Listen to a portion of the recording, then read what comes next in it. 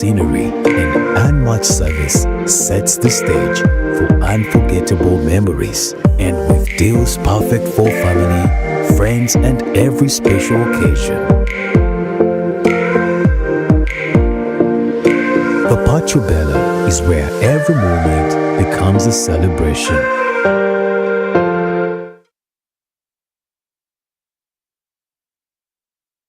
In a digital world, not everything is what it seems. False stories today spread faster than truth, leaving us all wondering what's real. Disinformation misleads, misinformation misguides, and spreads confusion and fear.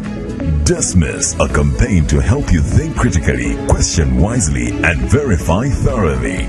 Join us. Let's build a more informed Uganda, one truth at a time. Dismiss, inquire, verify, confirm. Together, let's fight fake news.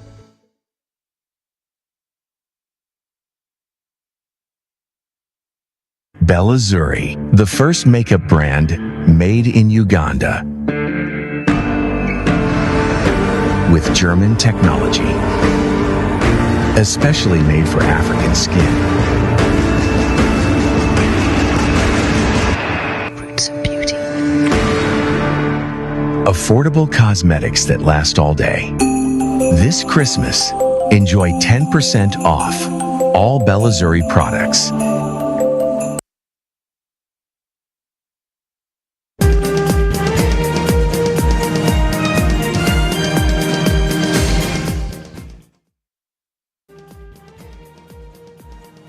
Welcome back. Thank you so much for keeping it NBS Television. You're still watching the Morning Breeze, your most authoritative morning current affairs show. And of course, we're still doing a recap of the year 2025 and looking at what 2026 would look like. I still do have Trevor Lukanga here, Bwanika, an associate director with PricewaterhouseCoopers. And I also do have the executive director of the Federation for Micro, Small and Medium Enterprises, and also an economist, Mr. John Walugembe.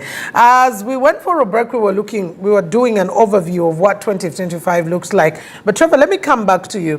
When we look at issues of, for example, our budgeting process and budget discipline, just the last month, Parliament passed an 8.1 trillion supplementary budget.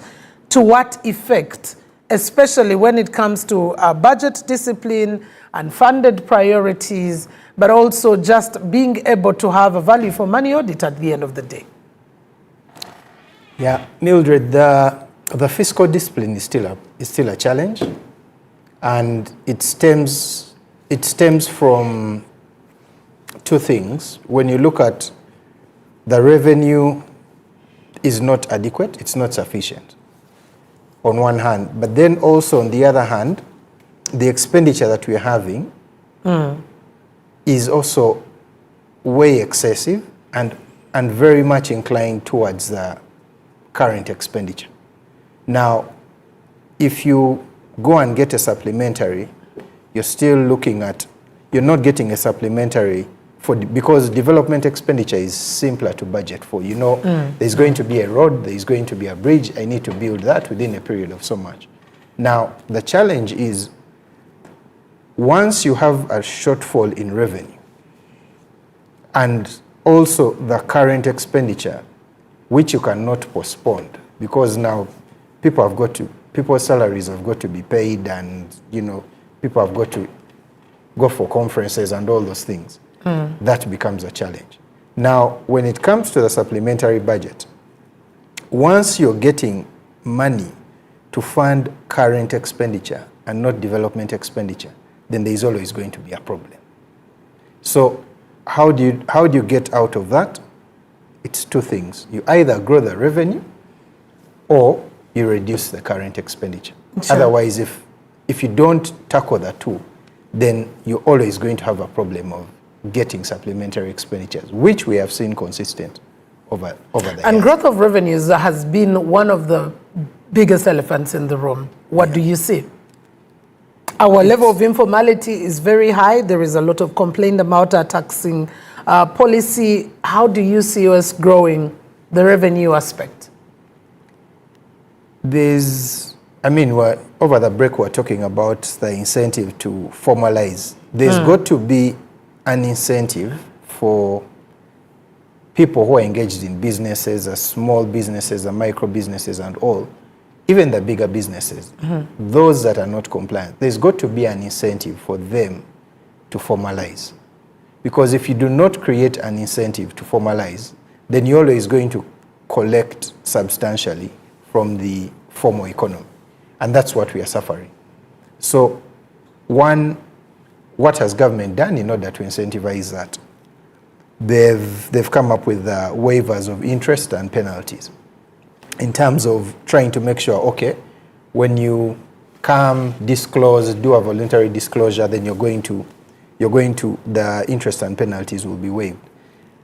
The challenge in practice is that once that is not exactly implemented as done, then still there would not be an incentive to formalize. So there's got to be clear transparency in terms of wanting the informal businesses to formalize, and there's got to be goodwill from both the government, URA, all the stakeholders to ensure that informal businesses are incentivized to formalize. For many people, the thinking is always, and as I come to Mr. Walgembe here, the thinking is always for businesses that asking us to formalize is simply asking us to pay taxes, and they feel like the tax regime is not being kind, especially to the micro, medium and small enterprises that you do superintend over. Let's first of all make an assessment of our fiscal discipline and how we can get better in 2026, but also the idea of revenue collection in a highly informal economy. John. Okay, so first of all, I think that we can do better in 2015. We